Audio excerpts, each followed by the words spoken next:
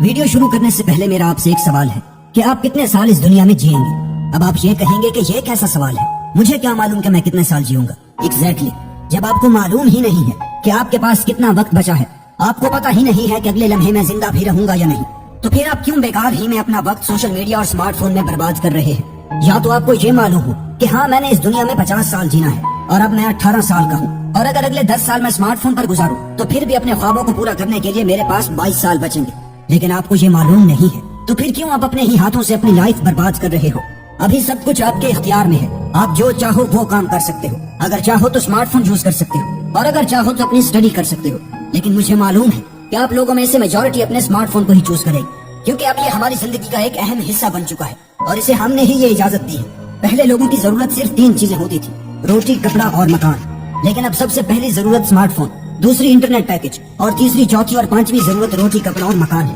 پہلے تو ہم انگریزوں کے غلام تھے، لیکن اب ہم انگریزوں کے غلاموں کے غلام ہیں، یعنی ان کی ایپس کے۔ میں یہ نہیں کہہ رہا کہ سوشل میڈیا کوئی بری چیز ہے، نہیں، ہرگز نہیں، بلکہ سوشل میڈیا اس دور میں بہت ضروری ہے، بالکل خوراک کی طرح۔ اگر ہم اسے ضرورت کے مطابق لیں تو تب تک تو ٹھیک ہے، لیکن اگر ہم اسے ضرورت سے زیادہ لیں تو پھر نقصان ہی نقصان ہے۔ اسمارٹ فون کی دنیا کا بے تاج بادشاہ آئی فون، اسٹیو جابز نے آئی فون کو لا کر اسمارٹ فون کی مارکیٹ میں آگ لگا دی تھی، اور آج آئی فون کے 1 بلین سے بھی زیادہ یوزرز ہیں۔ لیکن آپ کو جان کر حیرانی ہوگی کہ ان 1 بلین میں اسٹیو جابز کی اولاد شامل نہیں ہے۔ مارک زکربرگ، جو کہ فیس بک، واٹس ایپ اور انسٹاگرام کے اونر ہیں، وہ خود اس کا یوز نہ کرنے کے برابر کرتے ہیں، اور یہ رہا اس کا ثبوت۔ اب آپ سکرین پر جو دیکھ رہے ہیں یہ مارک زکربرگ کا آفیشیل فیس بک پیج ہے، جہاں پر ریسنٹ پوسٹ 17 اپریل کی ہے، اس سے پہلے 15 اپریل کی، پھر 11 اپریل کی، اور اس سے پہلے 24 مارچ کی ہے۔ اب آپ خود یہ دیکھ سکتے ہو کہ جو انسان 50% سوشل میڈیا آن کرتا ہے وہ خود اس پر کتنا ایکٹیو رہتا ہے۔ اس کا مقصد صرف یہی ہے کہ ہم ان ایپس کو جتنا ہو سکے اتنا زیادہ ایڈکٹیو بنائیں تاکہ لوگ زیادہ سے زیادہ اسے یوز کریں۔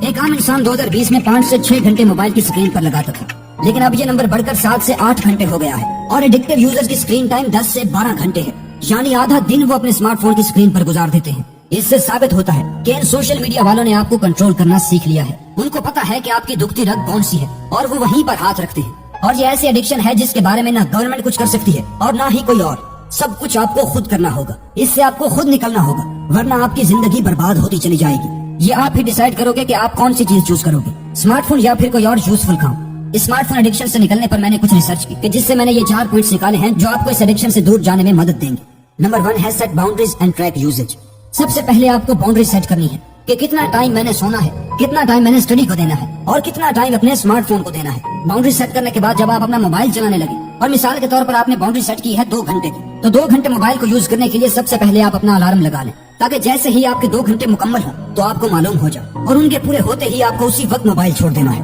ٹپ نمبر 2 ہے ٹرن آف دا نوٹیفیکیشنز۔ جو بھی ایپ آپ کو سب سے زیادہ ڈسٹریکٹ کرتی ہے، یعنی کہ جو آپ کو مجبور کرتی ہے کہ آپ جو بھی کام کر رہے ہو اسے چھوڑ کر وہ نوٹیفیکیشن چیک کرو، اس سے بچنے کا یہی ایک ہی طریقہ ہے کہ آپ ان ایپس کی نوٹیفیکیشنز ہی آف کر دو، نہ ہی نوٹیفیکیشنز آئیں گی اور نہ ہی آپ ڈسٹریکٹ ہوں گے۔ اب بات کرتے ہیں ٹپ نمبر 3 کی، تھنک اباؤٹ فیوچر۔ جب بھی ہم موبائل چلا کر تھک جاتے ہیں تو ہمیں یہ خیال ضرور آتا ہے کہ اگر یہی وقت میں اپنے کام میں لگاتا تو مجھے کیا رزلٹ ملتا، اور یہ سوچنے کے بعد انسان کو پچھتاوے کے سوا اور کچھ نہیں ہوتا۔ اسی لیے جب آپ اسمارٹ فون کو یوز کر رہے ہو تو آپ پہلے یہ سوچ لیں کہ اس سے میرے کیریئر پر کیا اثر پڑے گا، اور پھر جو بھی ڈیسیژن لینا ہے لے لیں، لیکن اس ریزلٹس کو اپنے مائنڈ میں رکھ کر۔ Number 4 replace it with a good habit. کسی بھی بری عادت کو چھوڑنے کا یہ یونیورسل رول ہے کہ آپ اس عادت کو ایک اور عادت کے ساتھ ریپلیس کر دیں، اور وہ نیو ہیبٹ بورنگ بالکل نہیں ہونی چاہیے، کیونکہ اس سے آپ اس ہیبٹ کو چھوڑ دو گے اور دوبارہ اپنے اسمارٹ فون میں گھس جاؤ گے، بلکہ ایسی عادت کے ساتھ ریپلیس کریں جس سے آپ کو فائدہ بھی ہو اور آپ بور بھی نہ ہو۔ اگر آپ دن کے وقت فون یوز کرتے ہیں تو پھر دن کے وقت کوئی ایسا کھیل شروع کر دیں جیسے کہ کرکٹ، جس سے آپ اپنے اسمارٹ فون سے دور رہیں، اور اگر نائٹ کو یوز کرتے ہیں تو پھر گھر پر لوڈو یا پھر کیرم بورڈ جیسی گیمز کھیل لیں، یا پھر لوگوں کی کامیابی کی کہانیاں پڑھیں